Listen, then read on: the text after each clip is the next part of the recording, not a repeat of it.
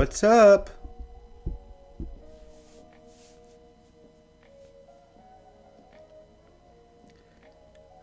Whew. Happy Monday, y'all. Feels weird live streaming on a Monday.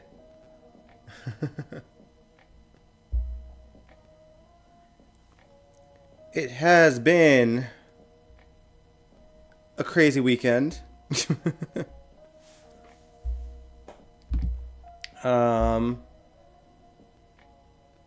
Sorry, I'm just making sure I have everything here. Yeah, sorry I bumped the stream to 9 o'clock instead of 8:30. I worked till 8. Hey, Allison. I worked till 8, and I wanted to watch today's GH just in case y'all spoiled it for me in the chat. So, priorities. I don't like being spoiled, so that is why. But yeah, I'm happy to be here. I'm sorry I couldn't live stream yesterday as well. I had like me and my band, we practiced for like 3 hours, and my voice was shot, and it's still a little bit hoarse today, but it's getting better than what it was. So, but I'm glad to be here. There's lots to talk about. Yeah, some interesting things happened.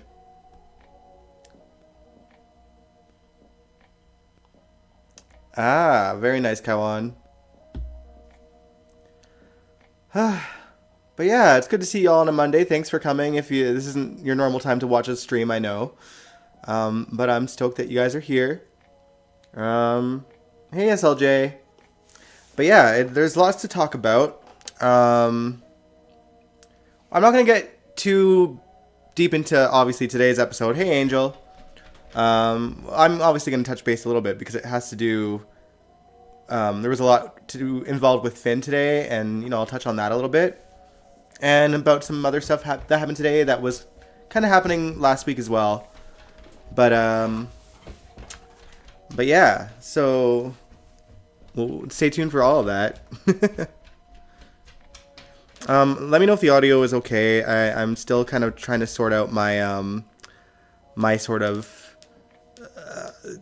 audio music situation. If the music is too loud, let me know. If it's too quiet, let me know. As long as you can hear a little bit of it, let me know. I am good. All right. But yeah, welcome to General Hospital Envy, my GH after show. Well, let's get into it. The first thing I want to talk about is Finn. That's obviously the big picture in the thumbnail. Finn is on a downward spiral, y'all, and doesn't seem to want to put the brakes on it. Elizabeth last week walked in on Finn making out with a random girl, the extra girl from the bar named Barb, and the girl, not the bar. And I gotta admit, I really liked how Elizabeth handled the situation. She told Barb to leave and sleep it off, throwing just enough shade without looking unhinged. And she didn't let Finn's actions simply be excused by his addiction and broke up with him. You don't hear any music? Oh, man. Maybe it's too quiet. Maybe. Let me know. I'm just slightly adjusting. Because I don't want no music,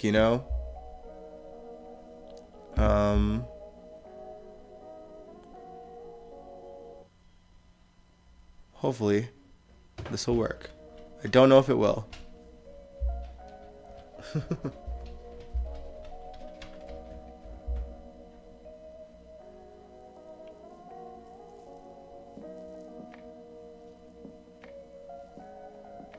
Hey, Sandy. You're saying you're loving Finn's spiral? Yeah, Michael Easton is honestly killing this story. Like, he's doing so good. Hey, Nathan. Oh, just hanging out chatting with you guys about GH.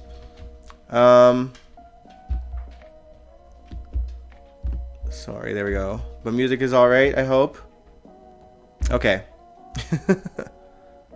Anyway, of course, drunk Finn threw Elizabeth's mental breakdown in her face, but also begged her to stay. It was like whiplash, which is, par for the course with alcoholism.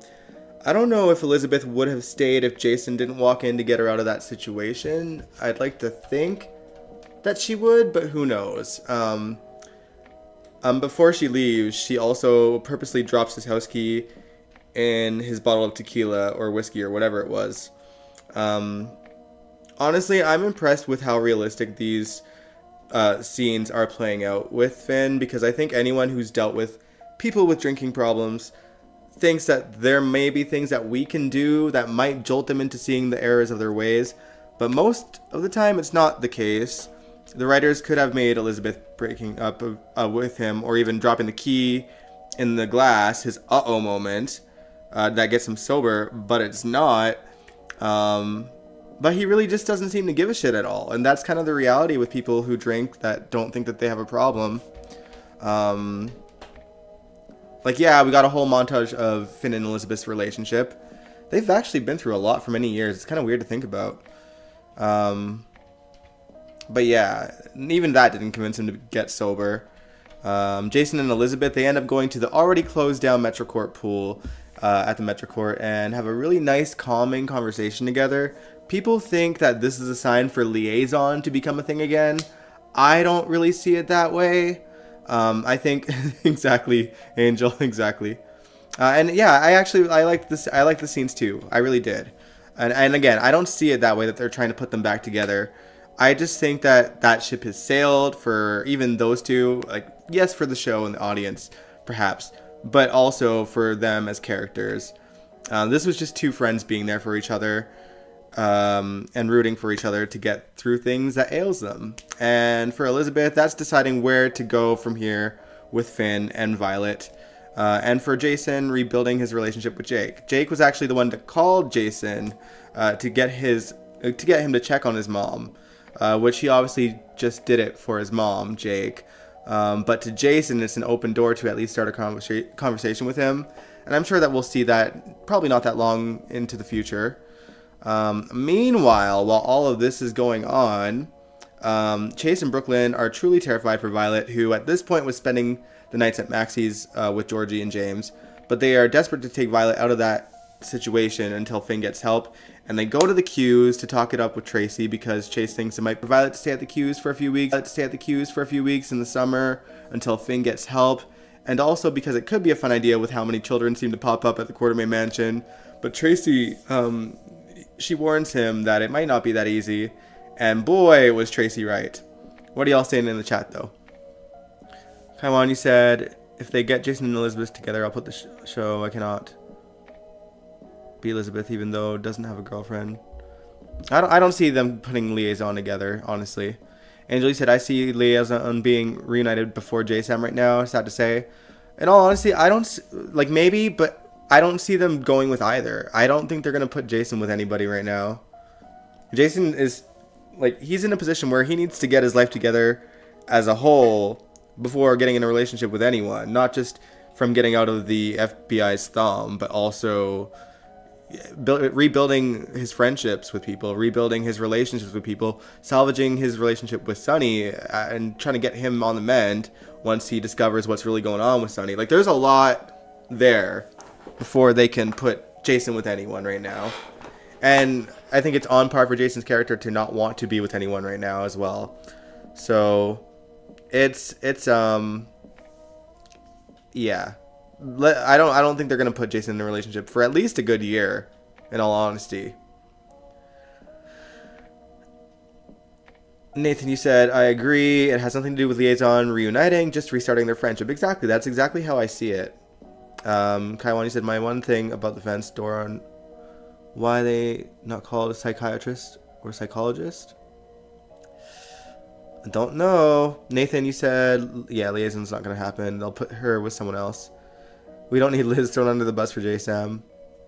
I don't think they're going to go with either, though, Nathan. Like, clearly, Jason and, or Kelly and Steve don't really seem to want to work together in that way anymore for whatever reason. That's just speculation on my part. I know nothing, but that's the vibe I get. That's handy. You said Jason should be single for a while. Yeah, I agree. He said they better not put Jason with anybody. Yeah, I don't see that happening. But yeah, anyway, when Chase comes to visit a very hungover Finn the next day after Finn and Barb and the breakup with Liz. Before Chase could even really finish the story, Finn pegged it for what it was, removing Violet from the house because of his drinking. It's honestly kind of scary to see how in denial about his drinking Finn is. Elizabeth even popped by later to go see Violet after talking to Chase about the breakup because Violet is the priority. And Violet is her niece, so she gets somewhat of a say in that. But yeah, his drinking is already even affecting Violet because his drinking from the prior night caused him to sleep through most of the day and miss, his Metrocourt pool date with his daughter. And he had promised her to take her swimming, but he just napped through the whole day. Elizabeth tried a similar strategy to Chase. Obviously, it didn't work. It might even end up a worse situation for Elizabeth because Finn may just flat out refuse to let her or her boys see Violet. Chase even goes to Alexis for help and for some insight, and she tells him, as a recovering alcoholic herself, she knows nothing will get through to him until he sees and realizes that he needs it. And my biggest fear, and I think collectively the biggest fear among the characters as well, is that it's going to take something bad to happen to Violet before he does something about it. And to that end, we saw Alexis go to Finn today in today's episode and have a really good conversation. My thought, honestly, bravo. Freaking Michael Easton and Nancy Lee Grahn as like scene partners in a very serious story that involves a very serious topic. So good. And I love that Nancy played Alexis as like she knows what's happening to Finn. She sees it better than anyone, like, because she's experienced it multiple times in her life. And the Finn that she's always known, yes, they met in AA meetings, but like he's always been like a stand-up person. He recovered from his addiction to pills. He hasn't touched those since. And, being in AA meetings, that certain addictions can lead to switching vices and it forming a pattern. And she sees that happening because she's experienced that herself. And she didn't mince her words. She literally just like called it as it was, called his bluff on certain things, scared him into thinking that Violet was behind him just to be like, oh, but imagine if she was. And, she just clapped back because Finn's been saying some very hurtful things to everyone that's been trying to get him help, from Chase to Elizabeth, Brooklyn. I'm sure Tracy's going to chime in at some point too. But Alexis, like, no one can really tell the truth more than someone who's been where he is right now.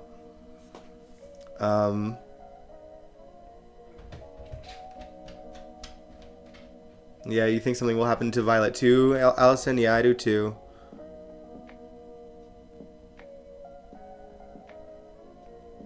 It's just made up.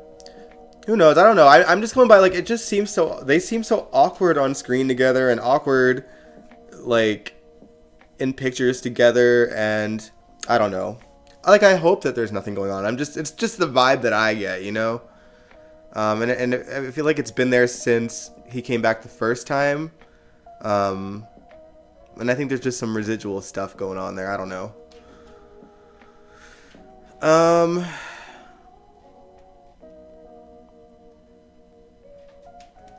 Both of them were surprised with Jason breaking up when they got scripts. Interesting.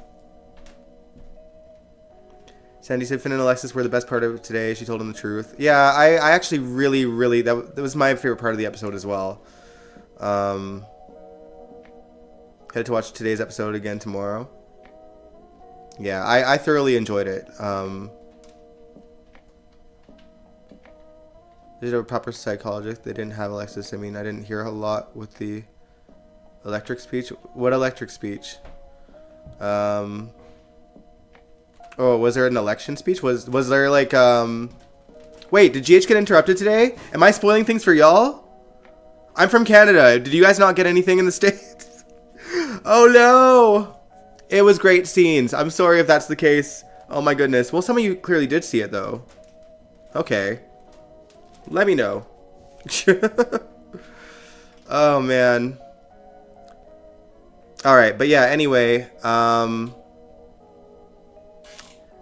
what was I gonna say? Where was I in my notes? Oh yeah. But yeah, I won't lie, y'all. For me as well, the most interesting part of the show for me right now currently is Finn's sobriety, and only because it's great seeing Michael Easton finally get to truly sink his teeth into something more substantial for his character to go through. It's been a minute since Michael's gotten to really work his acting chops, which is sad when you think about it, because you would think that his father having ALS would give him a lot of material to work with. But I think I said this in a live stream before. Finn's role during that story was to not show that he was breaking, and to be strong, and to be the strong big brother, to be the strong son, and to, so that Gregory didn't see Finn breaking down. But I think we all at least had a bit of a sense that Finn was probably spiraling on the inside watching his father go through this. But at the same time, I don't know if we really counted just how far he would spiral out of control with his drinking. I think we all seen that he would probably end up drinking, because that seems like the story that makes the most sense to tell here. But at the end of the day,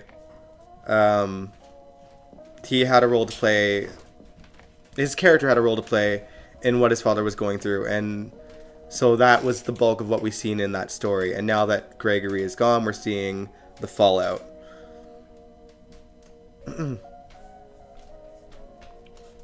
Okay, nothing interrupted GH. Okay, maybe I'm crazy then. I just thought that Kaiwan was referring to an election speech that maybe interrupted the show or something. Someone who met Kelly last summer told me on Twitter in a DM when she asked. Are we sure it was the same Kelly? Because Kelly's like never on social media. Like ever. I just don't see her replying to a DM. Anyway though, where was I? Oh yeah. But yeah, I find like this Finn's downward spiral is honestly my favorite part of the show right now. Just because there's so much, like not only is it good material for Michael, but it's also probably like the most high stakes situation and so realistic. Like it's hard. It's like it's weird. It's a rare thing to get like emotional with GH, but there's like for me there's such fear for the character of Violet. Like I am genuinely terrified that something horrible is going to happen to her, and it's going to be because of Finn's drinking. And she's just a little girl, and like Alexa said, like he is the sole parent. If she can't count on him, then who can she count on? And especially with Finn pushing everyone away, and with how it went on Friday's episode, Thursday or Fridays, whenever Elizabeth tried to get Violet at her house, the way that it seemed like he was going to make sure that she doesn't see Violet for a while. And I think the same will go for Chase, because now he's just paranoid they're going to constantly take Violet away from him. But yeah. The rest of the show, honestly, it kind of feels like it's on life support. I'll still touch on base on all the stories, obviously, but for me, it's not very thrilling right now. She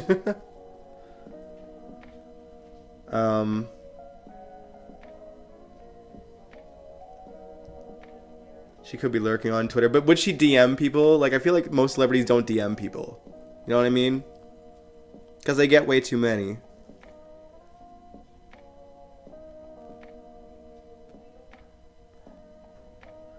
Angel, you said they need to definitely get Violet away from him right now because he can't be a parent right now. I fully agree.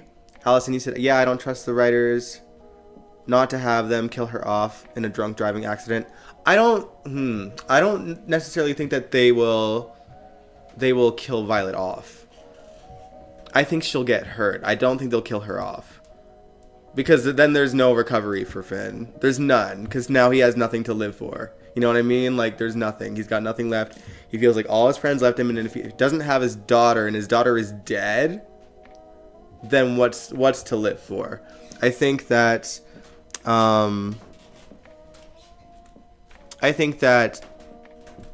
as long as she stays alive, he will have something to live for, and he might finally look at himself in the mirror and be like, holy hell, what have I done? This is on me.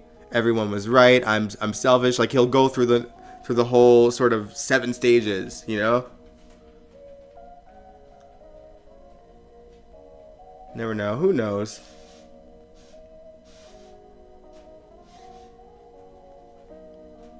Well, I'll take your word for it, Nathan, but I'm taking it with a grain of salt, because it's, you know, this person said that this person said. We're not seeing Kelly make a statement on like anything or doing an interview about it.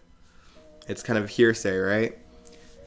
Angel, you said Kirsten Storms invites people to DM her about knitting and stuff. Yeah, but that's for like her sort of business that she's trying to get up on the fly, you know?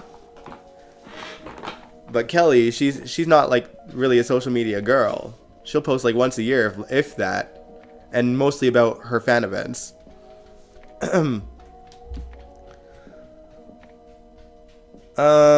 But yeah, let's get into the rest of the show. Let's touch base on Trina. Trina's she's going through a bizarre time in her life, and I think not just as a character, like living in her own world, but like I feel like the writers lost the plot with Trina, because she seems like not herself. Like, almost like they don't quite know how to write her. But as a character and what the character is going through, not only is she still grieving the man that she loves off screen, but she's contending with the possibility of Heather Weber getting out of prison, courtesy of Laura, and she confronts Laura about this to hear her side of the story. And we don't really see her full point of view on how she feels. Like, obviously she's not happy about her possibly getting out. And she came to Laura after the article came out in The Invader to be a voice for herself and all the other victims, but her full thoughts were interrupted when Kevin came in. And because he heard that Trina was going to give an interview against Laura in The Invader, which wasn't actually true. Ain't the media grand, y'all? Allison said, yeah, maybe she might just get hurt. I think she'll just get hurt. But yeah, meanwhile, Trina's father, Curtis, took it upon himself to come face to face with Heather Weber in jail. And of course, she apologized and let him know how much she regrets it and how she's disgusted by her own actions. And Curtis wasn't really having any of it, obviously. I think...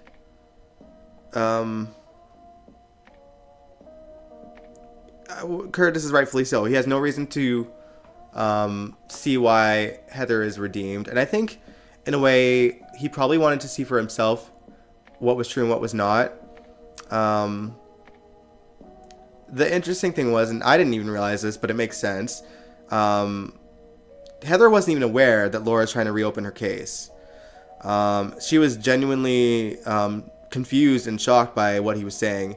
And Heather said as much and told him that she told him that she would tell Laura not to reopen the case and that she's right where she belongs. Curtis didn't really show his hand too much, but I'm getting the sense that he's almost convinced she's sincere in her remorse at the very least.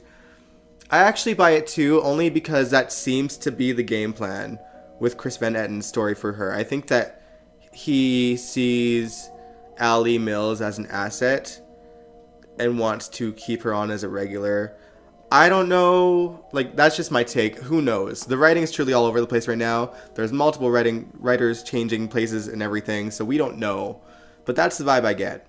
And the thing is, I wouldn't buy it based on the writing alone. So it really is a credit to Allie Mills bringing a certain humility to the character that wasn't there when Robin Mattson played her. I always found that Robin Mattson was so over the top in her portrayal, and I think that's largely because of the writers that we've seen her with for the 10 years that we've seen her under a different actress. In this era, But even in like the 80s, she wasn't so much over the top, but she always played Heather kind of cold and like feelingless. Like, I don't know. She was the character in general is of course very camp, but I think that, I don't know. She played Heather like she had no sense of reality, of like what reality was at all. Especially since the LSD thing. But I don't know. I just think that Allie Mills, I think that she actually plays Heather in a way where you can kind of feel for her, even before this ridiculous hip replacement story began. Like, for me, because as crazy as she was, when Allie started playing the role, they wrote her to be self-aware that she was crazy and like owning that. You know what I mean? Whereas Heather, like, she's convinced she's normal, and I think they really wrote Allie's Heather to be aware of who she was and that she's a little unhinged. Like, she's aware of it. Because, and I'm thinking again, before this hip replacement stuff even began, she tried to get Esme to stop plotting revenge and focus on her child and move on with her life, because she didn't want her to end up like her, which was something we had never seen with Heather before. And I actually appreciated that about the writing for her at the time, because it added a layer that at least made her appear more realistic than she's been portrayed in the past. I still don't care about Heather. That woman needs to be locked up. That's valid. You know, like, I don't disagree with you. But that's the thing. Heather also agrees that she should stay locked up, and I hope that Laura drops it. Like, I think it's great that she's seeing the error of her ways. Here's the thing. I don't think it's an act. I don't think they're writing it as an act for Heather to play the long game to get out. 'Cause, like, to do what? Like, I don't see her going after Trina, because everyone knows that she would, or everyone thinks that she would. But I think that I think she is where she belongs, but I think that writing her with a certain humility, even if she has to face the rest of her life in jail, is probably a good way to go out, regardless. And, you know, people are going into prison all the time on the show, so it's not like we'd not see her.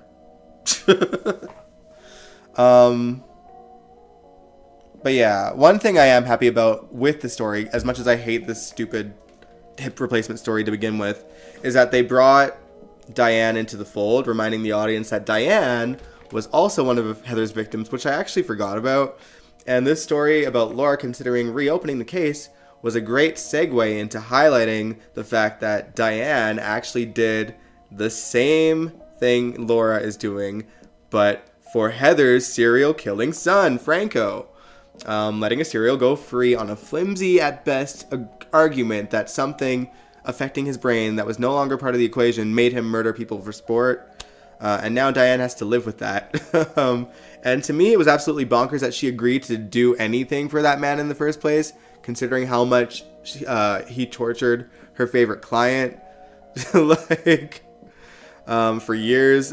For the record, I never bought into the tumor made him do it story back then, because the writers back then constantly made him do dark shit after the tumor was removed as well. The verdict is still up on Heather. She can't do much from a jail cell, but her one interaction with Curtis was definitely far more convincing. She was sincere in her apologies and feels like she deserves to be where she is. Whereas Franco basically tried to force people to accept him and kept inserting himself into the victims' lives constantly. I guess who's to say? Like, we won't know if Heather is going to do that unless she gets out. I don't necessarily want her out, though. Just gonna put my thoughts on that like that. But let's get back to Trina, though. Actually, no. Let me read what you guys are saying in the chat, because I've been looking at my notes the whole time. Kaiwani said, I think they're trying to make her like the character on this other soap opera. Yeah, I heard she played someone unhinged on a different soap. Um, Angel said, I still don't care about Heather. That woman needs to be locked up. Again, I don't disagree. Nathan, you said, agree about Heather. Love Allie Mills, but she's not needed on the show unless she gets killed off by the real hook killer. I think she is the real hook killer because she's clearly imagining. Like, she's clearly showing remorse and talking about how she remembers everything from the way that it felt and everything. I guess the only way they can rewrite it is if they actually make it Esme after all, but I don't think so. Because they're not going to bring Esme back anyway, I don't think.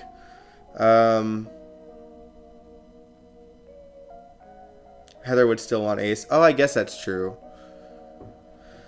It felt like she was going to do that prior to the Colbate poisoning diagnosis. Yeah, hard to see. Yeah, hard to say. I think she's playing the long game, but I guess we'll see it because I wouldn't trust her. I mean, I don't know. I think at this point, Heather's like she's got no kids left, right? It was only Franco and Esme, and well, Steve, but he's in jail. What jail is he in right now? Is he in Pentonville as well, or is he somewhere else? But yeah, I think losing her daughter probably put things in perspective for her. We didn't really get to see Heather's reaction to Franco's death until years later. Like, when Esme died is when we got to see Heather's reaction to Franco's death.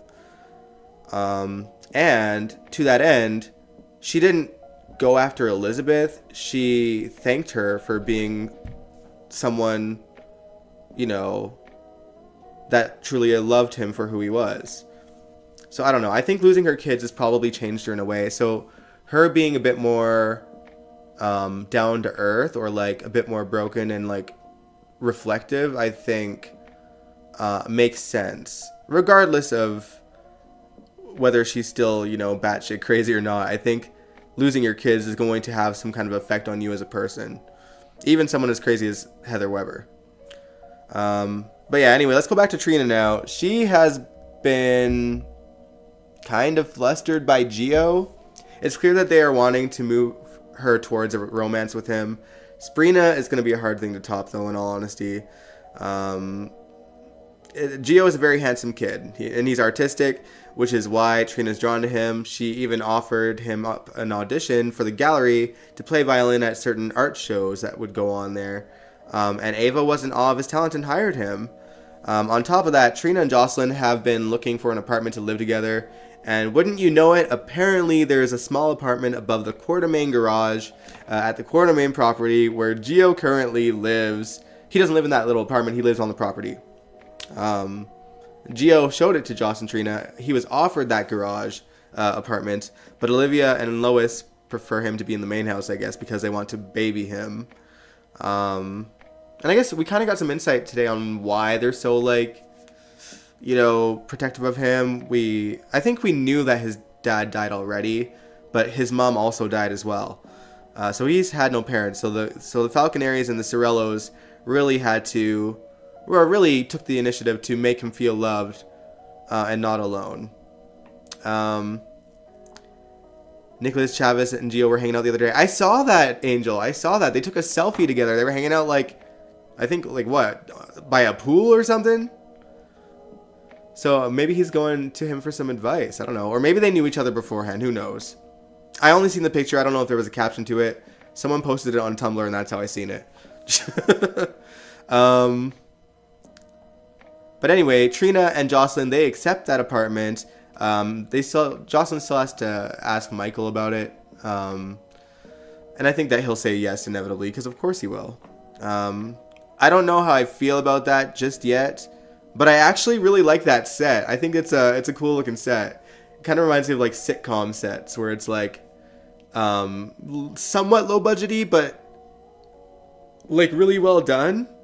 But we'll find out what it looks like when it's finished, because right now, of course, an empty set is going to look, you know, decent size and kind of nice. Oh, you saw them in a car? Maybe it was a car. I don't remember. The weekend's been kind of a blur. Or maybe there was a picture in the car and then they went to a beach. I don't know. I had to relook at the picture that I saw.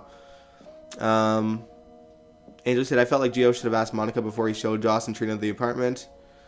I think Monica's gonna say yes anyway, and Michael will too. Michael will say yes. He'll ask Monica, and she'll be happy to do whatever Michael wants. Nathan, you said they saw talent in Gio. Clearly love playing the violin, but don't see him having a clear plan for the character. It's a recurring issue with the show. Yeah, that's true. The show really does have a habit of like hiring people first with no game plan for the characters. My guess is that they liked what they seen when he guest starred for the wedding episode. But we'll see. Ada McCoy really talked him up though and said that she was genuinely impressed by his talent. Because she kind of like owned up to being like, oh, like who's like not to paint her in any sort of way, but I mean, when you see that someone's been hired for the fact that they can play the violin, you're not really counting on them to have any acting skills, and so far he's holding his own, but he hasn't really had substantial material to work with yet either, so we'll see. The verdict is still up. But yeah, I don't know. Yeah, it's someone that they clearly don't know what to do with. I don't even think the game plan was to even put him with Trina, but I mean, they got to put her with someone, I guess, at some point, and have her move on from Spencer.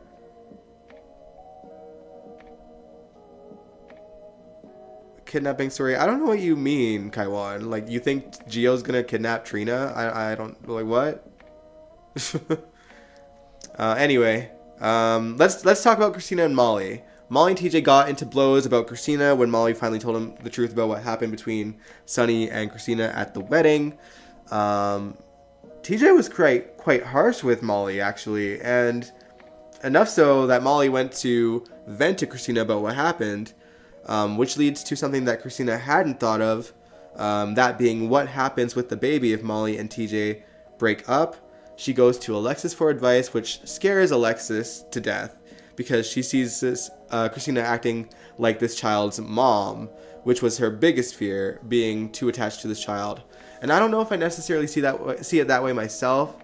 Like, yeah, obviously she's emotionally invested, and there's definitely a quirk in Christina thinking this one bad fight between them could be the end of them as a couple. But it is a valid thing to consider because, and I do think that Christina genuinely wants to make sure that Molly gets this baby. But Molly doesn't have any legal rights to the baby. Christina's biologically related. I think that Christina, like, I don't think that TJ and Molly are going to break up over this, first of all. And it also, on a side note, it's so weird to me that Christina's like, they've never really gotten in a fight before. Like, did y'all forget that they kind of separated and she ended up sleeping with Brando? Like, that happened. Like, they've been through fights before. I can't remember why, but they've been through fights before. Like, that wouldn't just happen, and it wasn't even cheating. She wasn't with him. So, I don't know. But yeah, like I said, the problem is the baby isn't really Molly's, it's biologically Christina's. So TJ could get the baby and Molly and Christina end up with nothing. But Christina, I think that she is more so worried about keeping the baby within the family. And maybe partially for her sake because she is emotionally invested, but also like that she is the baby's aunt as well, so to speak, in a way, as long as Molly and TJ stay together. But I feel like, let's say the worst happens and TJ and Molly break up and there's a custody battle between him and Christina. I think I'd be rooting for Christina so that Molly could have a role in the baby's life. But I think the way that the story is going to play out, I think that's genuinely her concern. Like, yes, Christina and Blaze did talk about having a baby of their own one day. But I just think that, I don't know. I think that everyone around her is going to assume that Christina is too attached to the baby and wants to keep her to herself, rather than, like, she wants the baby to stay within their family. Because realistically, she's not doing this for TJ. She's doing this because her sister can't have a baby. And if she does all this, good night, Kaiwan. If she does all this, and then Molly doesn't even get the baby, she wasted 9 months of her life for nothing. So I think that's where Christina's coming from. I just think that Alexis and Sam and Molly and a bunch of people are going to jump to the conclusion that Christina's selfish. And that's what I'm secretly hoping for. I don't want Christina to be messy. Like, I really don't. We've seen growth in Christina, and I think that she's really trying to not repeat the mistakes of her past. She was doing this to, as a genuine gesture to her sister and wanting to do something for her that was, like, loving towards her. But, yeah.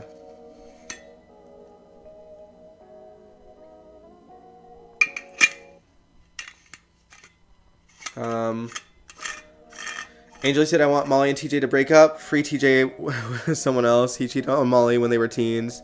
She cheated on him with Brando. I forgot that TJ cheated with, like, what's his name? Felix's sister, right?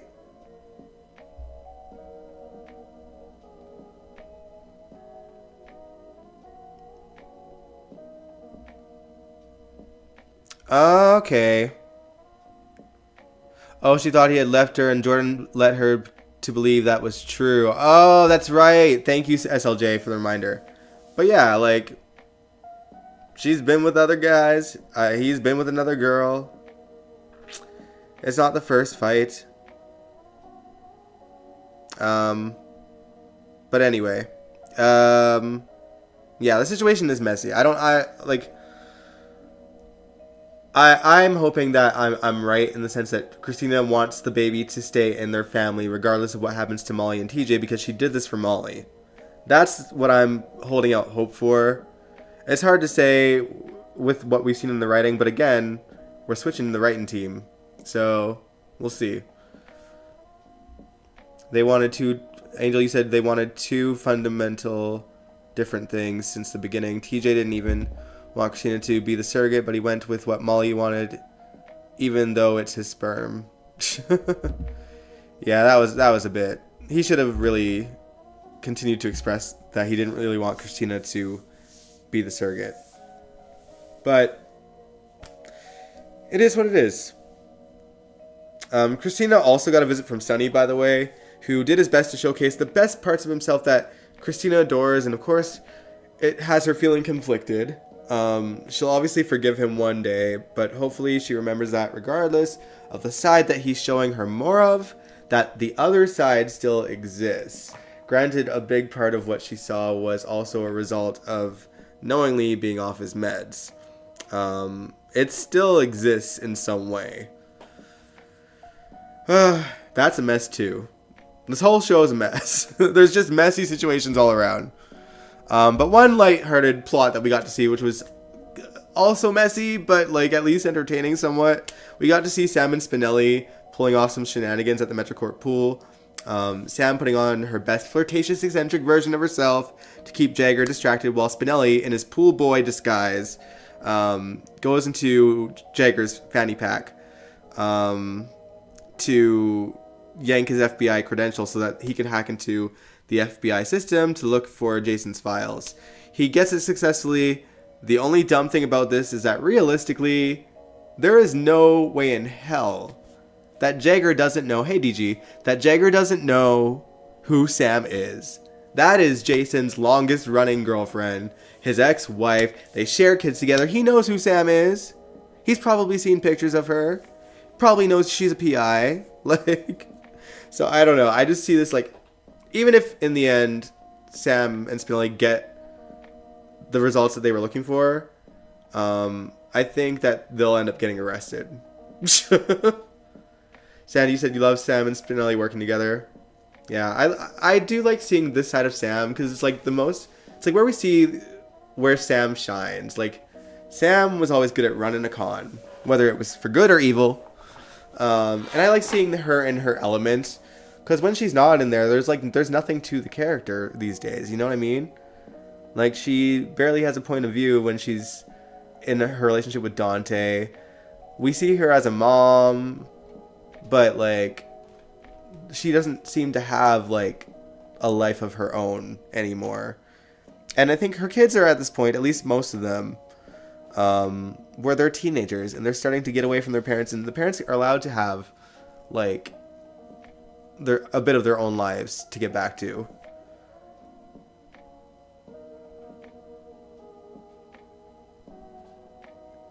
DG, Sonny is a mobster. Everyone needs to get over him being violent. That's the mob, meds or no meds. No, I don't disagree with you there, DG. I think that I'm going from Christina's perspective, that she's had rose-colored glasses. At least that's the narrative that the writers are currently portraying with Christina. We've seen that she's seen it. She almost got blown up in a car because of it, but they've forgotten about that. So it's just the reality of what the show is, sadly. And then that part's annoying. It always has been annoying. DG said it was kind of written like he was clueless. It was ridiculous. Yeah, but he could also just be running a con on her. At least I hope so. I don't want Jagger to be incompetent. Allison, you said it was cute. Nathan, you said Jagger, of course, knows who Sam is. I think this week he's going to task Jason to bring in Sam and Spinelli, which will make it worse for Jason. Yikes. That will be awkward. But yeah, let's switch subjects. Let's quickly talk about Sasha and Cody. They talked about Mac last week and letting Mac and the idea of letting Mac know that Cody is his son. It looks like the story is coming back to the forefront. We know that John York has been back shooting the show, and today actually, I think Good Morning America showed an interview with him. Now that he's back on set, and he airs this Wednesday. I knew it had to be soon. But yeah, Mac is back this Wednesday, and I'm really excited to see him. Because so much has changed in like the time that he left to the time that he came back. Like, Spinelli and Maxie are a couple again. Also, like, just from a behind the scenes point of view, they've gone through 2 sets of head writers since he was last on. Angel, you said it annoys me how they are writing Christina in regards to Sonny. Yeah, I agree. Allison says it looks like from the promo, Sam finds out the truth about why Jason was gone. Sasha and Cody are boring. I liked them when he was really helping her out and they were kind of like on the run and he was like her hero. I want them to do exciting stuff, but now they have them as like a horse whisperer and a cook. And that part sucks. Because they could be so much more than that. They could be a really fun couple. But yeah, I'm glad Mac is back too. I'm just excited to see him again. I like this father-son storyline is the last shred of the Chris and Dan era that they need to address, and the only reason why it wasn't is because of John's battle with cancer, which he's clearly overcome. And congratulations to John York. I'm really happy for him. I'm happy for us that we get to see him back on the screen. I'm happy that he's healthy enough to work on the show again. And he seems in good spirits, and I think we're going to see that when he gets back. He got a little bit emotional in his interview if you guys didn't catch it. It's on YouTube if you want to see it. Alright.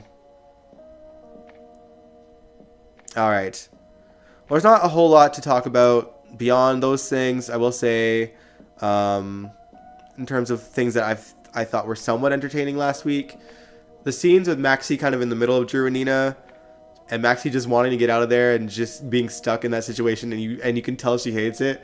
I love that they're finally getting Kirsten to do comedy again. That is where Kirsten shines. She's so good at it. But yeah, they talked about Drew going for Congress and Nina asking a favor in regards to Willow, which we seen playing out today. You know, she wanted it into her birthday party and got it. But again, we're gonna save pretty much all of what happened on today's episode for next weekend. Um, but yeah, Willow also opened up to Michael about letting Nina back into her life, and we've seen a little bit of that play out as well. Do you see the promo for tomorrow? Why is Carly yelling at Sam? I don't know. We'll find out tomorrow, I guess. Angel said, if I was a writer, Sasha would still be a model and a businesswoman with deception.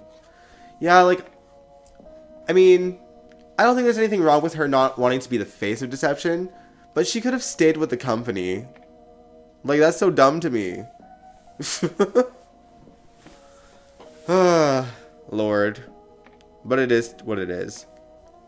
Yeah, it's like they wanted to undo everything the other writers did just for the hell of it, just to get a reset with the characters, and then they had no idea what to do with any of them. DG said, where is it on GMA's YouTube channel? I think so, but I think if you just look up John York and just go to the upload date, it'll be on there. John is blessed. John Bernardino, Emily McLaughlin, and quite a few GH vets have died of cancer. Yeah, it's unfortunate. So I'm really happy that he's still here. And just in that interview, you can watch it when you find it, DG. You can tell how grateful he is that he had so many people in his corner and rooting for him. I think like that's one of the good things about social media is that you kind of can, for the most part, you can see firsthand how much you're adored by people. You obviously are going to see the haters too. But I don't see many people hating on John York for anything. Because for what? What is he doing? Like, what could... The man is, like, keeps to himself for the most part. He plays a character that a lot of people love.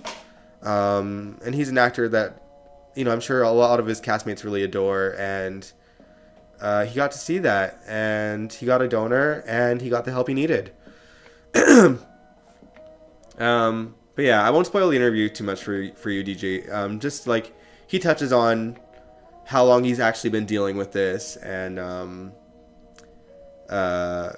just his gratitude towards his donor and things like that, and he just has a lot to say about it. It's really cool. Yeah, Cody's a stable man. I said horse whisperer, same thing. But yeah, that's kind of all I had in my notes, which works because it's almost been an hour. You had a GH historical page with 15K followers. Dang. And I had hundreds of fans praying for John since he was diagnosed. Yeah, of course. Like, he's truly a man that is adored. And I think because he mostly does keep to himself, I think he just wasn't aware until he's gone through this. And then he gets to see how much people are really in his corner. And I think a lot of that comes down to just how life is in general. You don't realize how much you appreciate or love someone until you're in a position where you could lose them, and then the stakes are high, and then you have the regrets, and often it becomes the way that you stop taking that person for granted, especially if you get a second chance to keep them around. Like, that's no small thing, and I think we could all really use that in our lives, you know, just like we all get caught up in our life, and there's nothing wrong with it necessarily.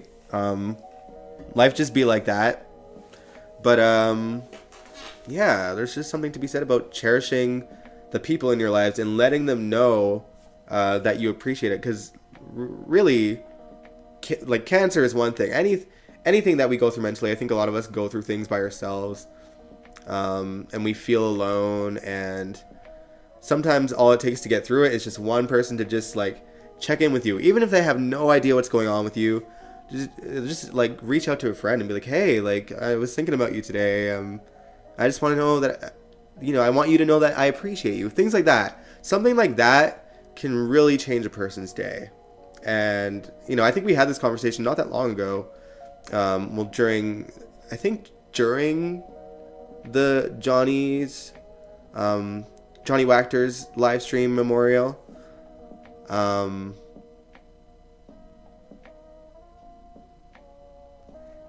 Yeah, none of us are promised tomorrow. Yeah, it's really true. Like, don't take the people in your life for granted. Check in on them. If they pop in your mind, don't be like, oh, I can do it later, because you might not be able to. Someone could get hit by a bus. You know, you just never know. And again, like look at Johnny Wachter. Oh, speaking of which, just to wrap up things here, they had the March for Johnny, I think last week, and a lot of the GH cast members were there. I'm just gonna list off the characters' names because I don't know all their real life names. Some of them I do know, but Gladys was there on the walk. Brad was there on the walk. Cody was there on the walk. Nell was there on the walk. Nell and Cody are dating. Selena Wu was there on the walk. And Phyllis, like Nixon Falls Phyllis, was on that walk too. So, like, a few GH cast members, past and present, and people that obviously had a profound effect via Johnny. Or some people that had a profound effect on them because of Johnny. And the thing, like, I know people might be like, well, what about all these other GH cast members? The march took place on a weekday. I'm sure most of them were working. It was in the middle of the afternoon. I don't blame the GH cast members, but clearly the ones who could be there were there, past and present, and that's very much appreciated. And as well, a lot of the cast members were posting the rally in their social medias and posting the what do you call them? The GoFundMes for his family, and really just advocating for him to get justice for his loss. But yeah, so no, it's heartbreaking, but also very beautiful to see the GH cast come together like that. Still raw about Heather and whomever unalived Johnny and Brando and Johnny. Yeah, weird how life imitates art a little bit, but it's crazy. You said, I'm hoping his celebrity will spur LA to get tougher on crime. Yeah, I hope so too. I mean, I know next to nothing about LA. I've only been there once. It was fine when I went, obviously, but it was like a decade ago by now. So, it is. Yeah.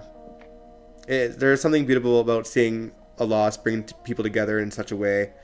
And so many people want to live the kind of life that Johnny lived and how he talked to people. And I hope that they truly try to channel him. Because based on what everyone that knew him is saying about him, like, that's how people should aspire to be like. You know what I mean?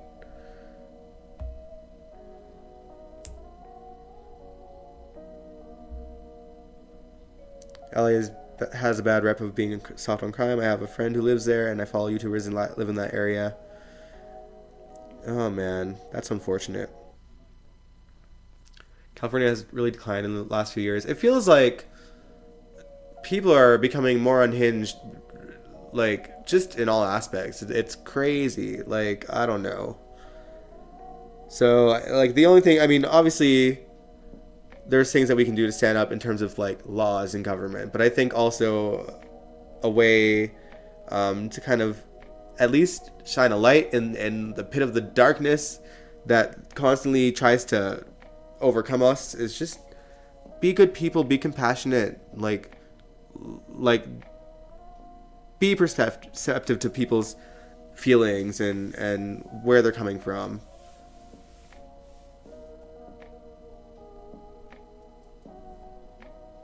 Tabiana got called a racial slur, and only her fans seemed outraged, and some of her castmates came to her rescue. Dang, that's unfortunate. See, again, I'm glad I'm not in the Twitterverse, because people be wilding on there. I'm assuming it happened on Twitter, right?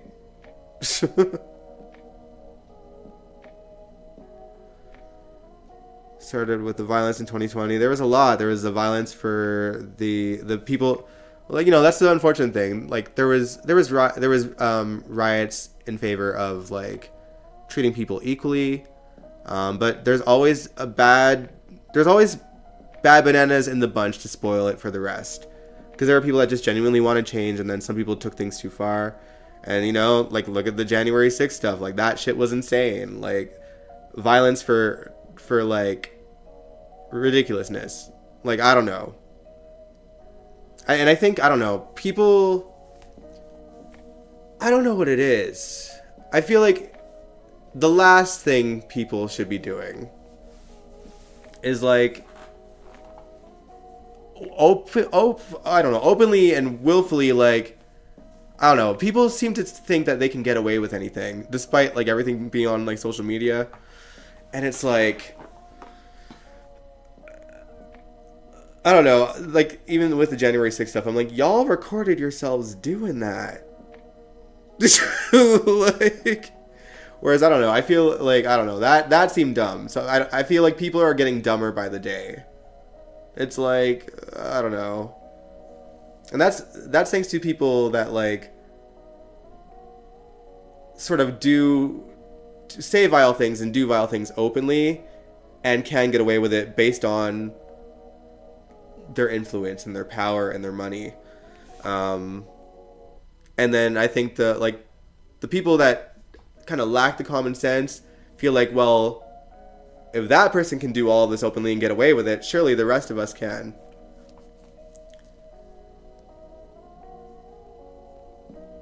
DG, we're not gonna go there because we saw things live as it happened.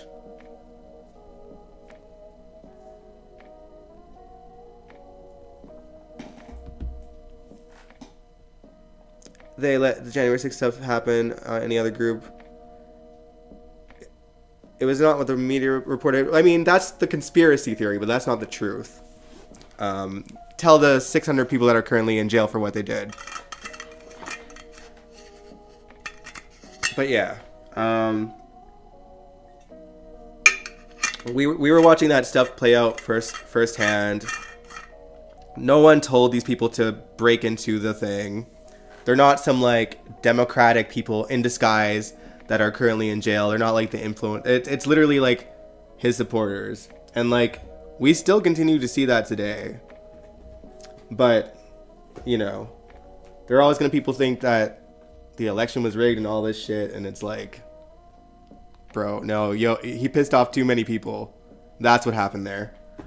But I don't know. And the same thing's gonna happen, I think, this year.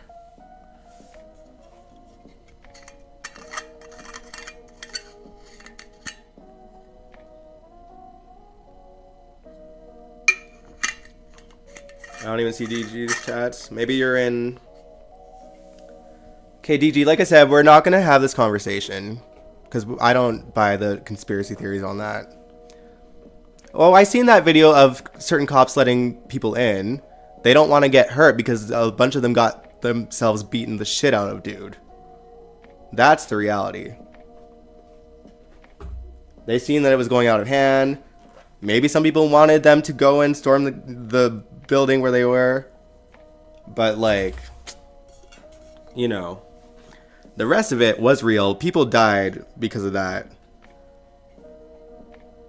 So, like, you can't, like, avoid the realities of what did happen and what was genuinely, like, seen on camera verbatim.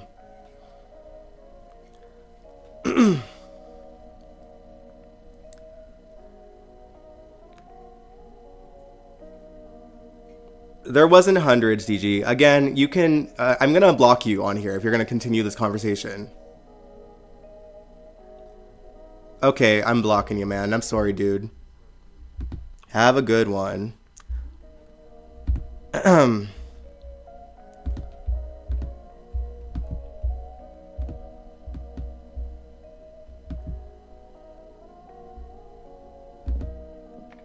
Or just on mute.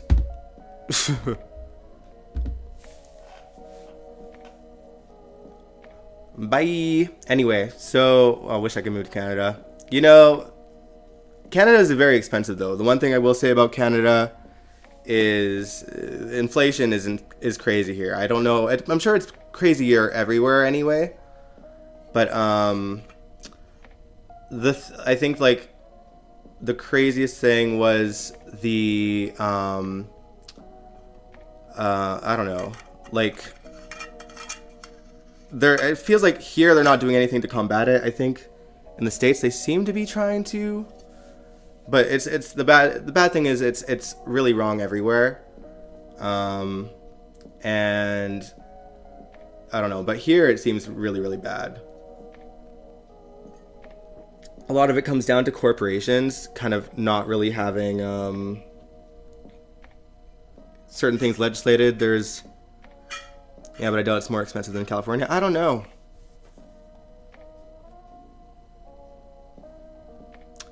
Allison's in the chat as well, but I think everyone's pretty much...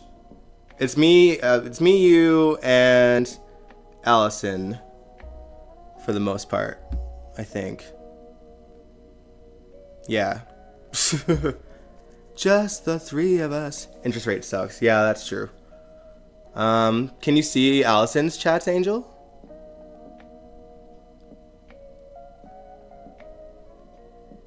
Are you in top chat or just live chat?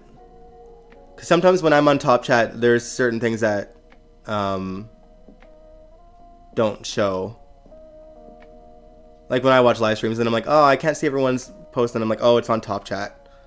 So you only see like the I don't even know how that works technically speaking. But anyway, I think we'll end it here. It's 10 after, and I should give my voice a rest. I'm not sick, by the way. If you missed the beginning of the live stream or didn't see the community tab, I had band rehearsals with my band yesterday, and we practiced for 3 hours. I don't know how Taylor Swift and Beyonce pull these 3-hour concerts, man. We were just like rehearsing it like crazy, because we didn't have as much time to rehearse just because of work stuff. Like we're all like having different schedules at the moment, so it was hard.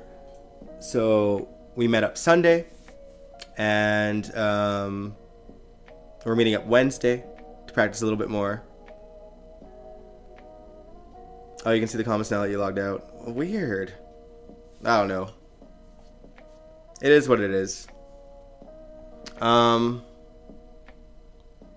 anyway, what was I gonna say? Oh, interest rate? Let me not get this wrong. Interest rate in Canada. I feel,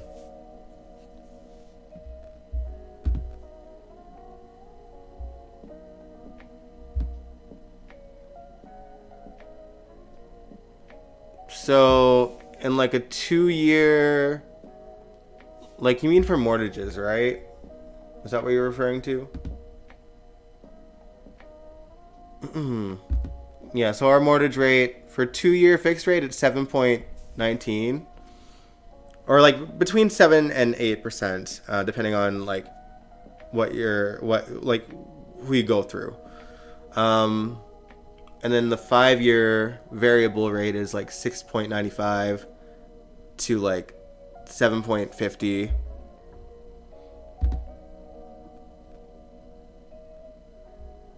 I think that's what it is currently.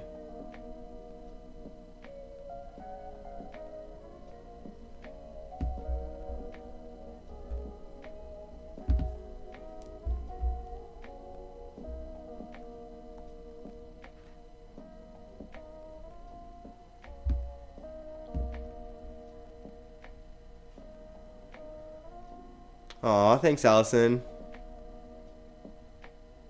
The exercise for those 3-hour and 2-hour shows.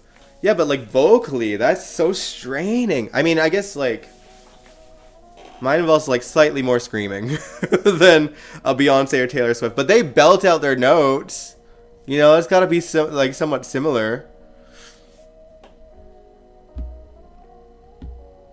Pretty much the same, I guess. Okay, that's fair.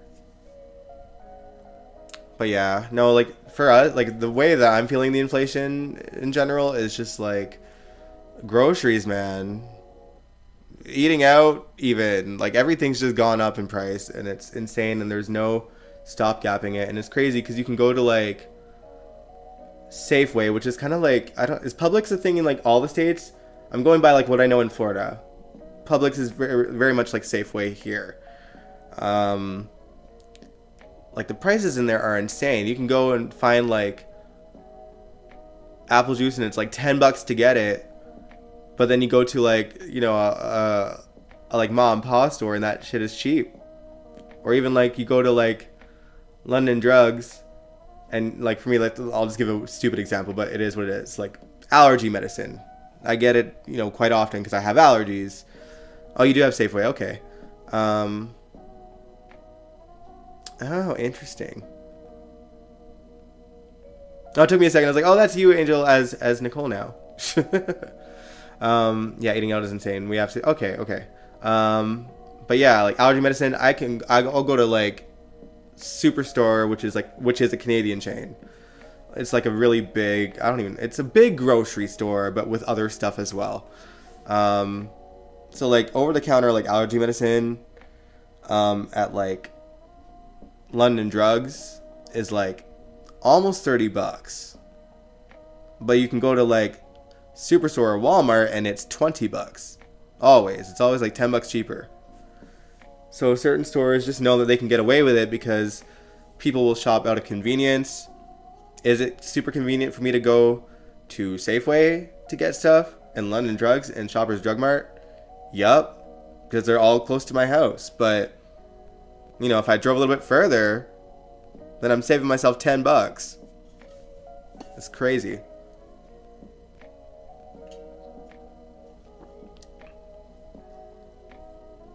We can go to Costco and buy in bulk. We have Costco here too. We've just, I don't know. I hear there's ups and downs with it, because like you can never just buy like a small thing. You have to buy like the big thing, and maybe, you know, you buy in bulk and it's great in that aspect, but there's certain things that you don't need in bulk.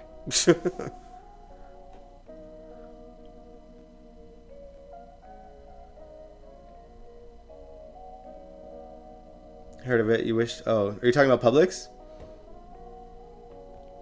The dessert looks good there. Yeah. I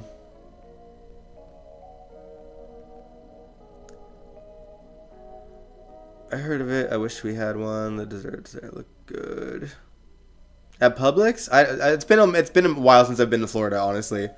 It has been since my cousin graduated from her master's. That was a long time ago. That's almost a decade ago.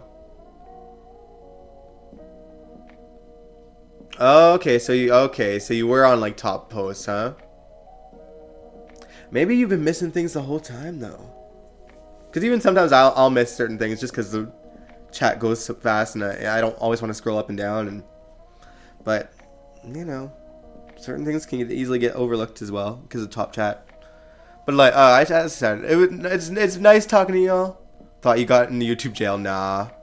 I think you have to pull some crap to go to YouTube jail. You have to pull something fierce, or just like play a you know, a copyrighted song. Or like watch copyrighted material. But yeah, I'm gonna end it here, y'all. We're not doing the live stream Wednesday. We're gonna do the live stream Thursday instead. Because my band's gonna rehearse on Wednesday, and I'm assuming it's gonna go the same way as Sunday went. But just as a precaution, I don't want to like make you guys think that that we're gonna do Wednesday and then we don't. So we're bumping it a day, and then next week we'll go back to our regular Wednesdays and Sundays. Whole Foods is the worst. Target is okay. I don't go to Walmart. I wish I was near Trader Joe's. Oh man, we had Target in Canada for a minute, but it didn't do good because everyone just seen it as an expensive Zellers. But yeah, we will catch up Wednesday. That is like the reaction day. I don't know if we're necessarily gonna do a reaction. If you have suggestions, let me know in the comments. But we'll at least check in with each other on Thursday. And if I said Wednesday just before that, my apologies. Thursday. Use McDonald's app to get cheap food. Nice. Alright. Points do matter. But yeah, I will catch you guys on Thursday. Whether we're reacting to something or just chit-chatting and checking in. I think I'll want to talk about Mac a little bit at the very least. So I'm excited for him to return. But yeah, sorry that the chat got kind of political, but sometimes real life spills into it. I mean, obviously, real life is kind of spilling into GH too with like the politics going on there. They kind of touched on certain things today that I was like shocked to see them say. But yeah, good night, y'all. We'll catch you guys this Thursday. Peace out. Enjoy the rest of your week. It should be a good week. I hope it is, Allison. Have a good one. Mwah. Good night.